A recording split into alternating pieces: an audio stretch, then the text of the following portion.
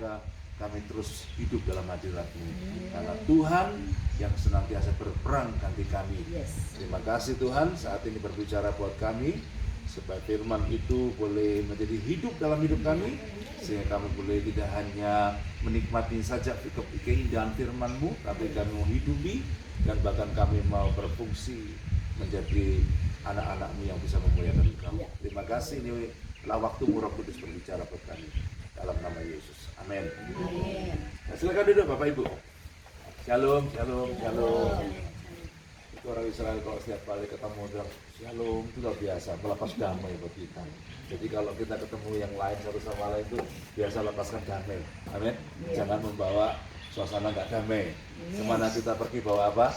Damai. Jadi Buati di rumah, orang di rumah menikmati damai. Bu Kori di rumah, orang di rumah dapat damai, di kerjaan orang dapat damai. Gitu ya. Kemana kita pergi, bawa apa? Damai. Gitu. Nah, ayo kita buka ayat 1 Petrus pasal 2, ayat yang kelima. 1 Petrus pasal 2, ayat yang kelima. Saya tunggu dulu. Sampai dapat, yang sudah dapat bilang amin. Karena belum bilang amin, berarti belum dapat. 1 Petrus pasal 2 ayat yang kelima. Yang sudah dapat bilang amin. Berarti sudah dapat, baca sama-sama ya. Ayat 5. Dan biarlah kamu juga dipergunakan sebagai batu hidup untuk pembangunan suatu rumah rohani bagi apa? Suatu imamat yang kudus, untuk mempersembahkan persembahan rohani yang karena Yesus Kristus berkenan kepada Allah. Nah, perhatikan Bapak Ibu. Ayat ini dikatakan ada dua kata yang perlu kita tandai baik-baik sebelum saya sharing. Yang pertama dikatakan ada kata batu. Ya, apa kata? Batu. Yang kedua yang perlu kita perhatikan adalah yang perlu kita semak bersama adalah kata sebelum kata batu itu dikatakan dipergunakan. Ini dulu ya. Nah, Bapak Ibu, kata dipergunakan itu artinya berfungsi secara benar. Iya dong. Jadi bagaimana bisa dipergunakan kalau tidak berfungsi dengan benar? Betul nggak? Coba sekarang Buati handphonenya baru ya? Baru. Nah, handphone lamanya kenapa kok nggak dipakai? Kalau pakai handphone baru. Ayo, kenapa Bu? Saya sudah tahu jawabannya. Yang lain mungkin tidak tahu.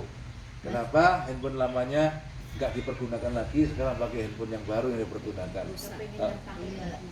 Saya rasa bukan itu dia. Bu Wati itu dulu kira-kira berapa minggu lalu handphonenya itu hanya bisa menerima telepon kalau melalui WhatsApp. Kalau telepon biasa nggak pernah bisa masuk. Nah, saya bilang sama ibu waktu itu, ini bukan masalah diganti Google Search ya. Waktu itu dia pakai Vodafone ya sebagai mesin pencari data. Saya bilang Google lebih bagus, saya gantikan Google.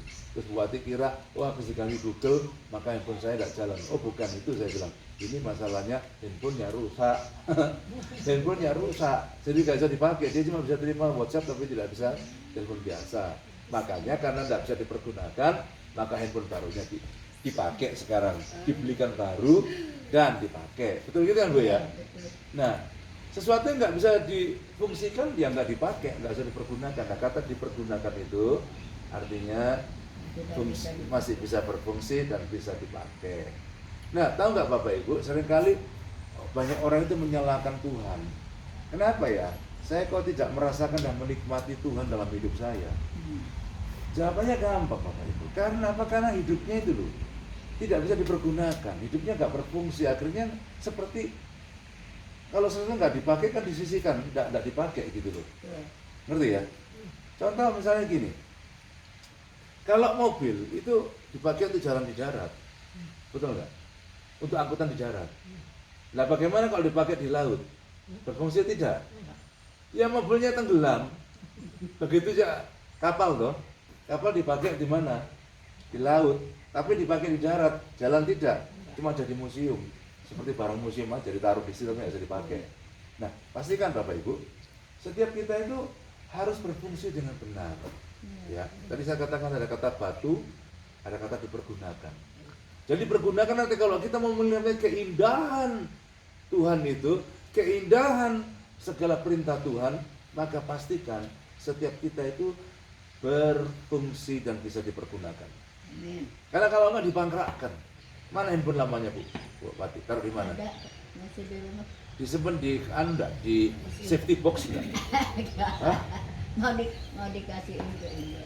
Mau dikasih ke ide. Kalau ide bisa diperbaikin. Murah lagi. Nah kalau dibaikin berfungsi lagi, akhirnya dipakai lagi. Nah mungkin barang tidak berfungsi dimasukkan safety box, udah apa? Tidak berfungsi kok.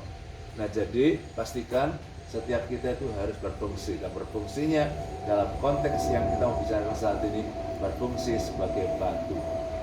Maka ya, nanti kita mulai lebih jauh. Fungsi sebagai batu itu apa?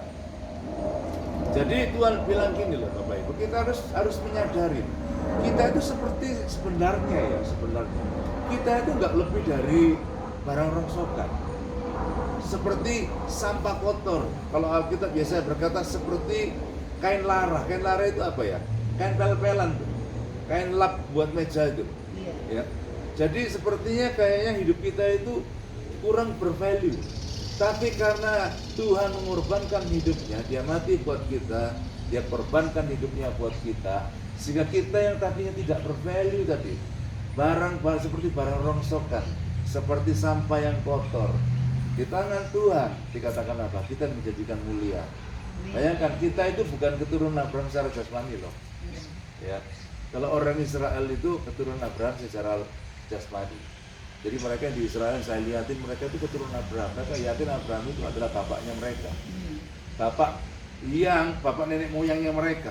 Nah kita ini seperti yang Tuhan bilang, seperti cabang yang dicangkokkan ke dalam garis keturunan Abraham, sehingga apa yang Tuhan janjikan kepada Abraham itu janji kepada kita.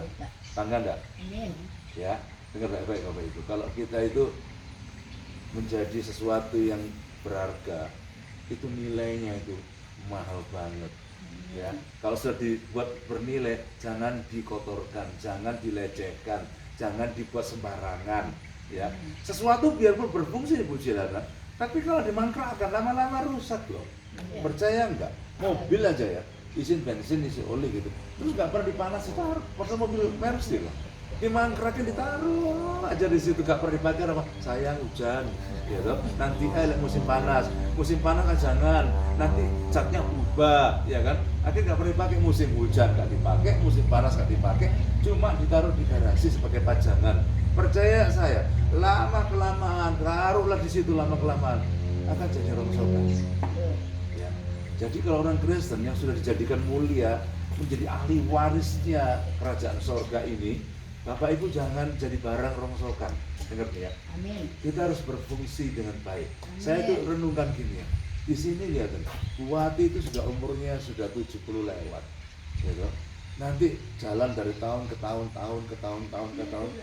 Ya, Bu Wati akan 80 tahun. Udah sekarang belum, masih jangan dulu masih tapi belum. masih tetap jadi instruktur ya. Tapi kalau begitu kita berfungsi Bu Wati ya. Lihat, tetap sehat. Amin. Iya, saya ketemu lagi sama ibu-ibu kemarin di Karosan. Sabar, ketemu orang yang lama enggak ketemu, pasti bilang, Pak Joko tambah awet muda. Dia bilang selalu itu kata-katanya. Lama enggak ketemu. Iya kan? Saya bilang gini, ya, kita harus tahu kalau hidup kita itu berfungsi. Tuhan itu akan terus memelihara juga.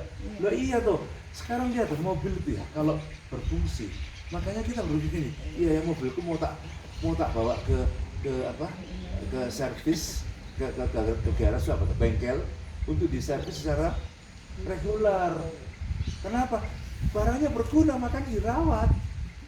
Nah kalau kita itu berfungsi, Tuhan akan rawat kita dengan luar biasa. Perawatan Tuhan itu akan kita nikmati setiap saat. Setuju? Setuju enggak? Jadi kita harus berfungsi, waktu kita berfungsi. Nah, 1 Petrus 5 tadi dikatakan, batu itu harus berfungsi. Ya. Coba dibaca lagi, 1 Petrus 5, Ibu Juliana tolong bacakan lagi pelan-pelan Bu. Dan kita resapi ayat ini. Ya. Iya, silakan Bu. Dan biarlah kamu juga dipergunakan sebagai batu hidup untuk Batu apa? pembangunan. Batu Batu hidup. hidup loh, bukan batu mati. Batu mati nggak bisa digunakan. Ya. Ya, terus. Sebagai batu hidup untuk pembangunan suatu rumah rohani bagi suatu imamat kudus untuk mempersembahkan persembahan rohani yang karena Yesus Kristus berkenan kepada Allah. Nah itu ada kata rumah rohani ya. Lihat, coba kita lihat dulu rumah yang jasmani dulu, supaya kita itu bisa membayangkan rumah rohani, rumah jasmani dulu. Yang mana rumah jasmani yang tertarik Kori? Kalau Bu Kori baru lirik ke sana ya. Saya kok baru sama rumah itu. Karena arahnya ke sana. Rumah jasmani banget tuh. Ya, jadi kalau pamsel bisa langsung masuk ke sana.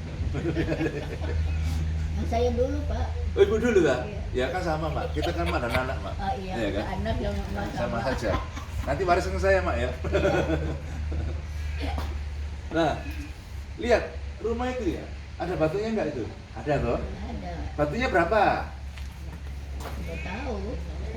Banyak. Banyak kan? Nggak kehitung. Yang pasti bukan satu kan? Iya. Nah, kita bicara soal batu ini nanti gini. Ingat ya, kita hanya bisa berfungsi dengan baik kalau hidup kita itu nggak sendirian. Amin. Betul loh? Betul. Ya dong, ada zaman sekarang ini ya gara-gara kena COVID itu ya Bu Mani. Orang kena penyakit namanya penyakit males ke gereja. Iya. Ya, beberapa orang di Indonesia itu sekarang lebih suka nonton online. Onlinean, enak di rumah tuh online deh. Nomor satu, biarpun nggak usah make upan, biarpun nggak usah mandi dulu, biarpun nggak usah gosok gigi dulu, sambil makan pisang goreng, sambil minum kopi, ikut ibadah, ya toh? Bener nggak? Betul. Nah, sementara duduk, nanti kalau suaminya belum datang, teriak-teriak, datang sini dong, tolong ambilkan minum. Nah, sambil ikut ibadah, teriak-teriak panggil maminya, panggil anaknya, tolong ambilkan mama minum. Ya toh, zaman sekarang lihat beberapa orang seperti itu, mereka hidup terpisah dengan tubuh Kristus. Saya yakinkan ya Bapak Ibu, gereja itu bukan sekedar cuman ibadah, denger ya. Iya. Tapi kita butuh fellowship, butuh persekutuan. Iya. Karena batu itu tidak mungkin bisa dipakai menjadi bangunan rumah rohani kalau hidupnya sendirian. Iya. Ya, Yeskiel pasal 22 ayat 30. Ini pengertian rumah rohaninya seperti ini. Yeskiel 22 ayat 30, salah seorang bisa bacakan tolong. Yeskiel pasal yang ke 22 ayat 30. Sudah dapat Bu Juni? Ini 30. Bu Juni dapat ya? 22 ayat 30. Kapan sudah dapat duluan? Bu Juni dulu ya, Bu Juni silakan. Aku mencari di tengah-tengah mereka seorang yang hendak mendirikan tembok atau yang mempertahankan negeri itu di hadapanku, supaya jangan dimusnahkan. Tetapi aku tidak menemuinya. Ya, jadi Tuhan mencari orang untuk membangun batu supaya batu dipakai untuk membangun apa? Tembok. Nah, tembok itu lagi-lagi tembok tidak bisa dibangun hanya dengan satu batu. Tembok dibangun dengan banyak batu. Nah, artinya apa? Sekali lagi, kalau hidup kita itu dikatakan kita bangun tembok, tembok zaman itu dipakai untuk perlindungan. Untuk perlindungan. Gimana kita itu bisa terlindung kalau hidup kita itu sendirian? Nggak bisa. Kita butuh orang lain untuk melindungi. Nah, sadar nggak bahwa setiap Selasa, Jumat itu Bu Wati, Bu Mega, Pak Mul, kadang-kadang juga Bu Kori datang juga ya kadang-kadang ya. Bu Indri. Mereka berdoa di situ itu membangun tembok sebenarnya. Mereka berdoa sahabat membangun tembok. Artinya apa? Ketika tembok itu dibangun, semua itu seperti dipagari dengan tembok begini. Sehingga serigala-serigala ya, atau singa-singa yang mau menerkam itu nggak gampang masuk karena pas sudah dibangun tembok. Nangkep ya? Nah, artinya apa? Di situ beberapa orang punya hati untuk bersama-sama membangun tembok. Nggak bisa satu orang Bapak Ibu. Namanya doa syafaat itu lebih dari satu orang. Ya, bersama-sama berdoa syafaat sehati membangunkan tembok. Nah, jadi begitu, kita nggak bisa hidup sendirian. Ingat, batu hanya bisa berfungsi ketika apa? Ketika kita tidak hidup sendirian. kita butuh namanya komunitas rohani. Setuju? Jadi jangan pilih gampangnya kayak orang-orang itu yang cuma mau onlinean saja. Onlinean cuma nonton ya. Kemudian tidak bisa terlibat langsung. Saya harapin Bapak Ibu tetap punya komunitas rohani, termasuk yang lagi di onlinean. Jangan kecil hati. Yang penting adalah setiap kita baik di online maupun yang offline di sini, kita tuh punya komunitas gitu. Tetap ada rangkaian, ada kaitan tubuh kita secara rohani dengan tubuh Kristus. Yang setuju bilang amin. Amin. Jadi kita butuh komunitas apa? Rohani. Kalau sudah kumpul, enaknya apa? Kita punya masalah, kita bisa ngobrol. Aku punya masalah kayak gini. Sehingga teman-teman kita di komunitas bisa memberi nasihat. Teman-teman rohani di komunitas itu bisa memberikan semangat, memberi doa. Mana salah satu anak muda bilang sama kita, saya bersyukur di PIC, dia bilang. Kenapa? Karena kita temukan komunitas di sini itu saling bisa menopang. Dia kumpul dengan yang lain tuh, dia bilang selama ini dia bicara soal karirnya dia, orang lain justru melemahkan dia. Dia punya mimpi gede tapi dipatahkan mimpinya. Nggak mungkin bisa, nggak mungkin jadi. Itu kamu nggak bisa kayak begitu. Pakai ini dong. Tapi heran di tempat kita justru anak-anaknya menopang dia. Kamu jangan takut. Mimpi yang bagus, bawa dalam doa. Tuhan yang akan menyelesaikan. Tuhan akan yang membantu kamu untuk mewujudkan mimpimu. Oh, dia kuat. Iya dong. Ada orang misalnya sakit datang ke Bapak Ibu. Gimana nih sakit gini? Nah kalau tiba-tiba orang bilang, wah kayak gini sudah tanda-tandanya itu katanya. Tanda-tanda kedatangan Tuhan menjemput kamu gitu. Lihat orangnya lemes. Orangnya mau hidup dibilang, oh, Tuhan sudah siap datang menjemput kamu. Lah ini kan repot. Selama masih kuat ya, kuatkan dia. Ya, selama masih ada napas di hidupmu, kita masih punya pengharapan, berdoa buat kamu. Otoritas tangan Tuhan, kalau Tuhan mau menyembuhkan pasti kamu sembuh. Biarpun dokter bilang apa aja. Itu kuat tuh. Kemarin tadi pagi saya datang menuju sini ya. Mereka tunjukkan satu foto itu. Namanya Bapak Indra. Dia pengusaha yang cukup sukses di Surabaya. Bayangkan tuh sakitnya parah, ya kan? Sudah lemes, ya kan? Wajah tuh udah ada kelihatan ada sudah redup-redup gitu. Tapi dikuatkan sama Pak Indra, dikuatkan. Ini Pak jangan takut Pak, didoakan. Saya sempat doakan juga, mereka doakan, ya kan? Gereja-gereja doakan. Ternyata Pak orangnya sudah wajahnya tadi sudah suram, tadi buram tadi. Tadi dilihatkan saya fotonya. Orang sudah jalan-jalan di Singapura. Amin. Bilang amin. Haleluya. Pak Indra nonton sudah seneng. Karena Tuhan menyembuhkan Pak Indra. Jadi itu sudah bukan barang baru, lihat semua itu loh, kenyataannya banyak ya. Tante Eva juga kan, orang sudah lemes, sudah nggak ada harapan, sudah nggak sadar, sudah koma. Ternyata kalau Tuhan mau menyembuhkan ya sembuh aja kok ya, betul enggak? Ya, jadi percayalah, kalau kita punya komunitas itu indah banget. Nanti ada teman-teman yang support kita, teman-teman doakan kita, teman-teman yang mendukung kita. Nah, saya anjurkan di sini, setiap kita harus berfungsi sebagai batu yang hidup yang bisa saling menopang. Kalau ada teman yang lagi susah, kuatkan dia. Kalau teman yang lagi sakit, doakan dia.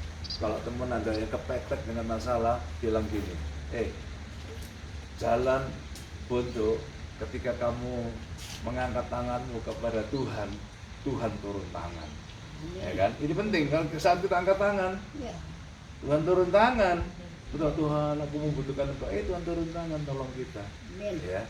Jadi pastikan kita punya komunitas rohani. Jangan terpisah. Yang kedua, yang perlu kita tahu soal batu ini.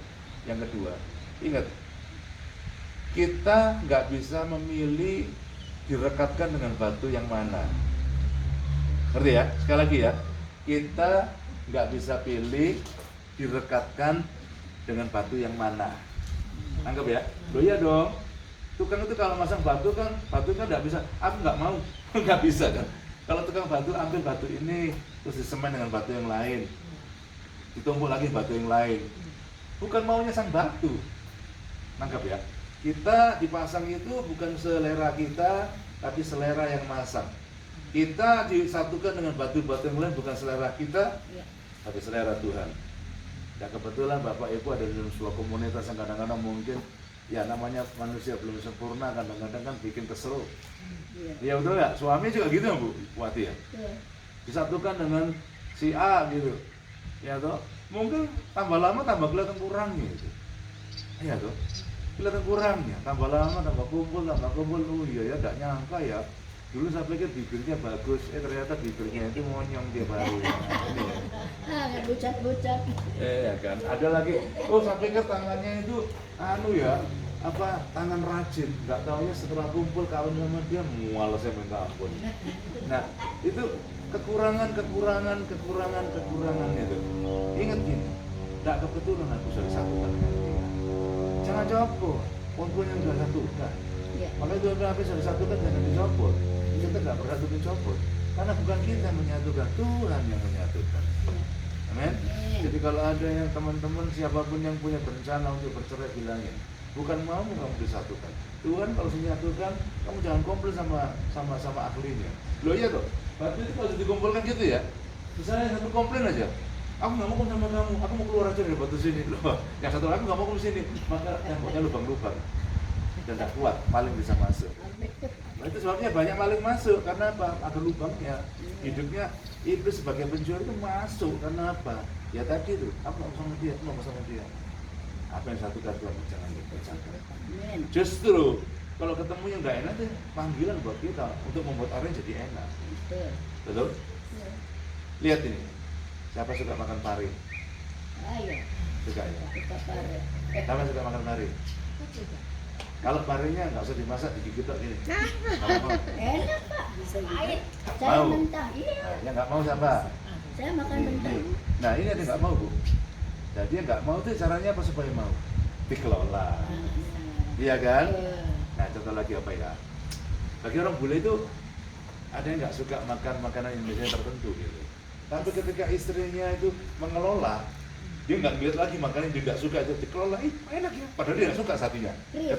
Iya, tapi ketika dikelola enak juga ya. Kenapa dikelola? Nah, kalau ketemu dengan batu-batu yang tidak menyenangkan dalam hidupmu, kiri kananmu, muka belakangmu, itu ada panggilan bagi kita untuk membuat batu-batu tadi itu seperti makannya nggak enak dirubah jadi enak. Amin. Tugas kita semua. Amin. Karena sekarang kalau saya di gereja ya, ketemu yang aneh-aneh, dulu saya dulu buat saya stres gitu. Malah istilahnya apa ya? Kayak gini buat saya hadapi gitu, tambah bentur sini, bentur sana, sakit semua saya. Tapi sekarang ketika kita melihat dengan kebenaran ini, saya dipanggil untuk bagaimana membuat yang tidak enak jadi enak. Betul. Iya kan? Yang tidak enak jadi enak. Tugas kita.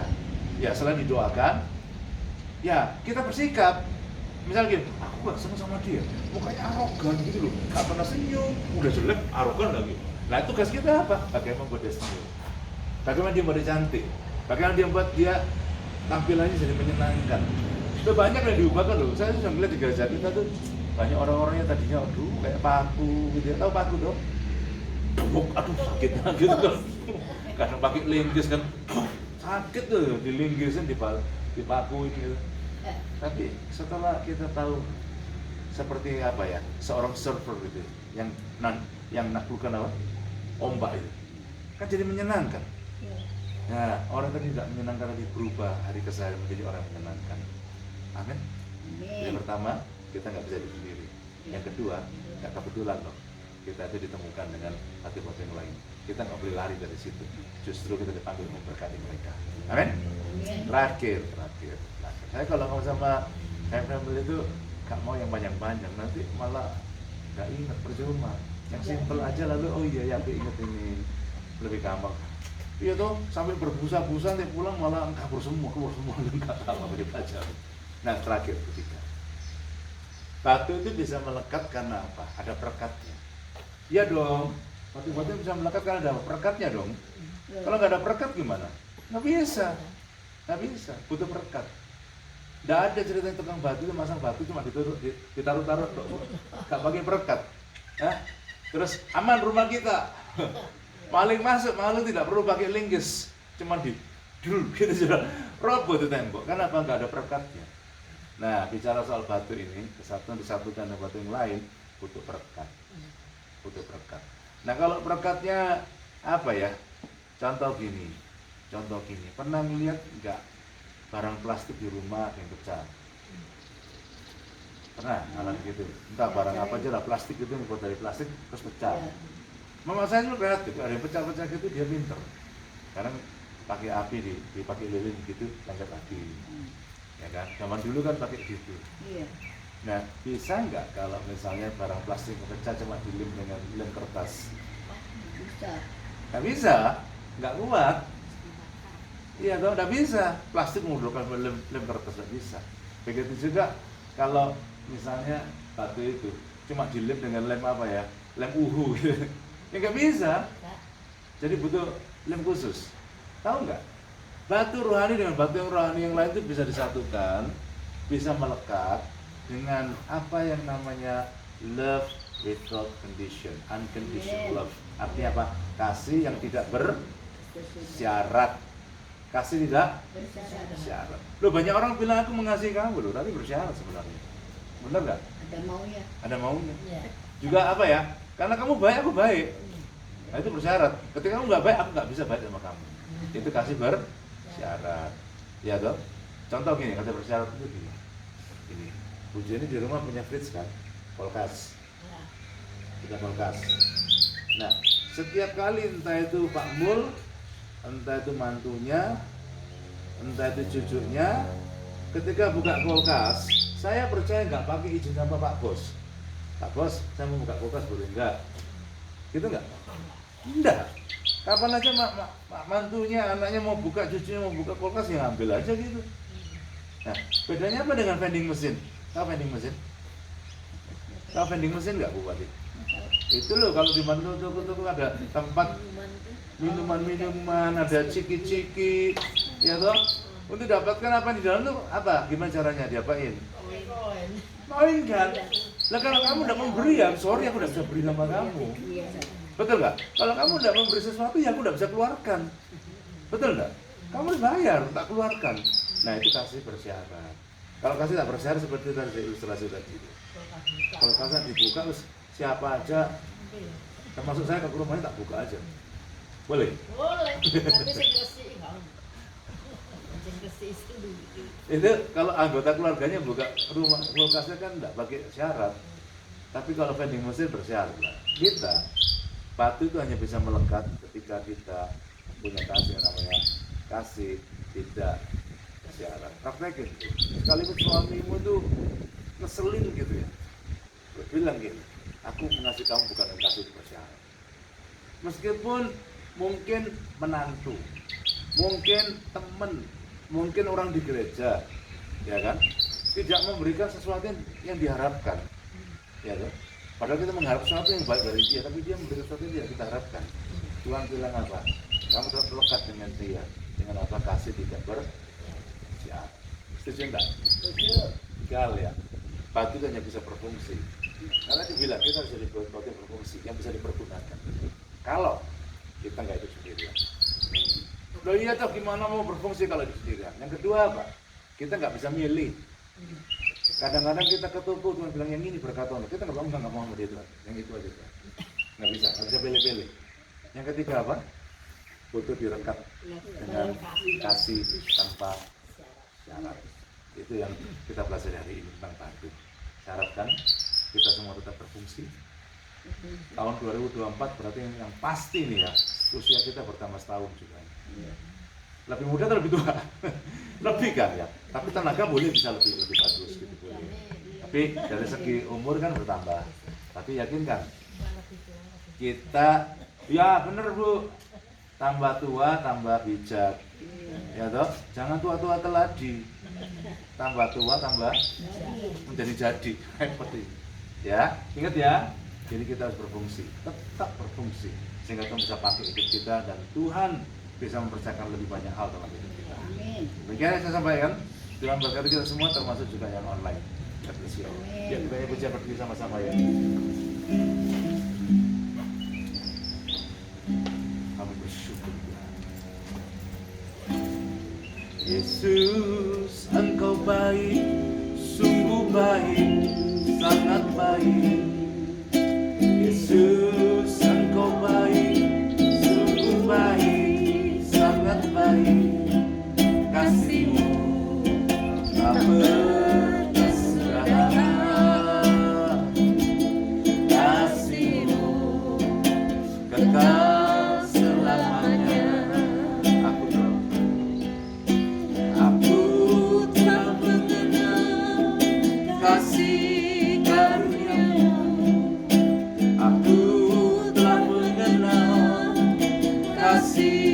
karuniamu kau kaya rela jadi miskin supaya aku jadi kaya.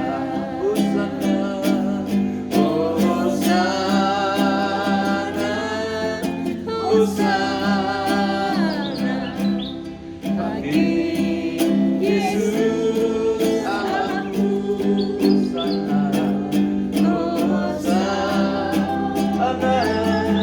Hosana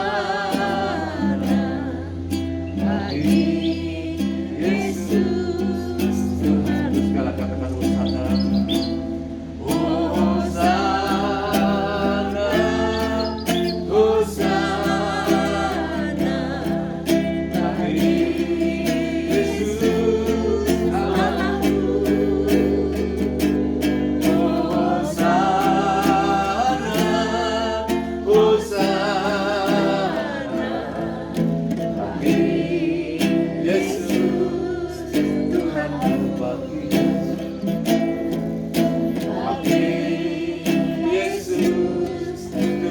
Sekali katakan bagi Yesus, Yesus Tuhanku. Mari kita bersyukur pada Tuhan. Kami naikkan syukur kami Engkau yang pilih kami menjadi alat-Mu. Ajar kami bersyukur kepada Engkau Tuhan. Jadikan kami alat Tuhan yang memuliakan-Mu Tuhan. Haleluya. Syukur Tuhan. Kami bersyukur buat firman Tuhan. Kau panggil kami menjadi batu yang berfungsi, yang bisa dipergunakan untuk membangun bangunan rumah rohani. Lengkapi kami, siapkan kami terus menjadi berkat bagi orang sekitar kami. Kami berkati seluruh Bapak Ibu yang hadir di tempat ini maupun yang ikut online. Biar berkat kasih Bapa, anugerah Yesus serta-Mu, damai serta Roh Kudus senantiasa menyertai kita sekarang sampai selama-lamanya. Dalam nama Yesus berdoa. Para percaya sama-sama bilang Amin. God bless you all. Selamat siang.